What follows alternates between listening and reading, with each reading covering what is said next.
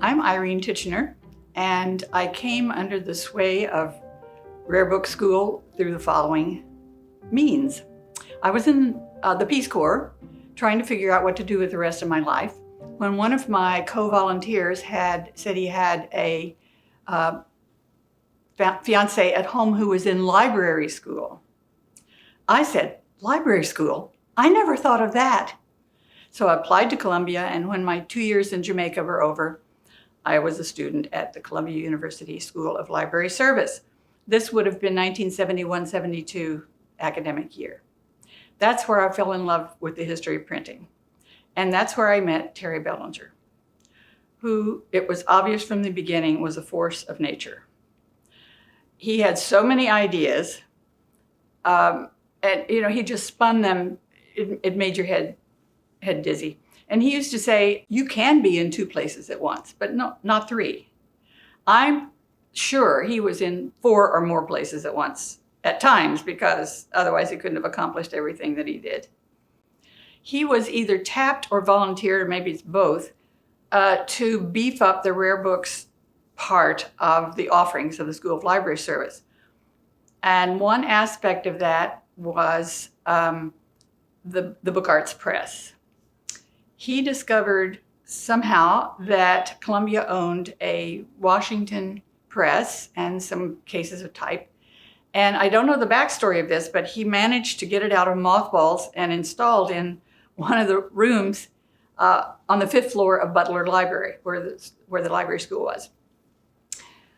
That enabled students to set type and distribute it and learn about the Timpin and the Frisket and about the mysteries of make-ready. So that was a wonderful addition to the classwork. There were 7 students who took a special fancy to the Book Arts Press. I was one of those 7.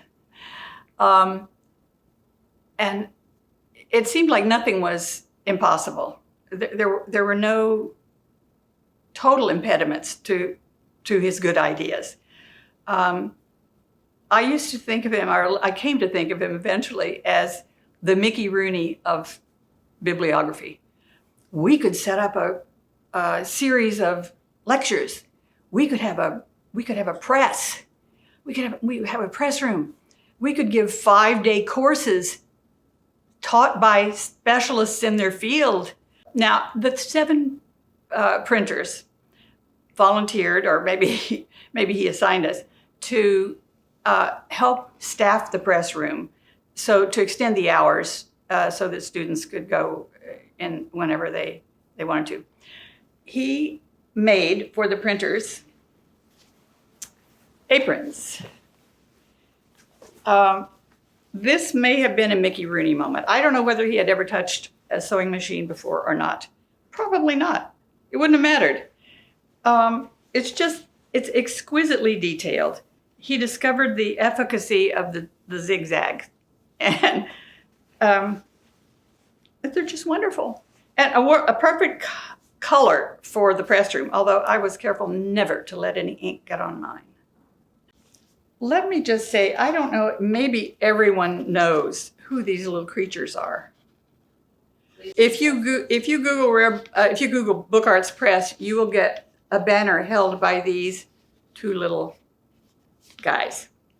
And in case anyone doesn't know, they are lions from Columbia, the mascot of Columbia, but they made it to Virginia too. I don't know if they have a name. One of the fundraising things was to start having merch, but Terry always called it the notions department. I thought it was very staid. So here's one from Columbia. It says on the back, Rare Book School, Columbia University School of Library Service, and it shows the lion in a King's College looking kind of crest, because that's when the lion became the mascot of Columbia in 1910, I think. And We all worried when we heard that the school might close. What will happen to the Book Arts Press? But V for Virginia and V for victory, I think. This is 1993.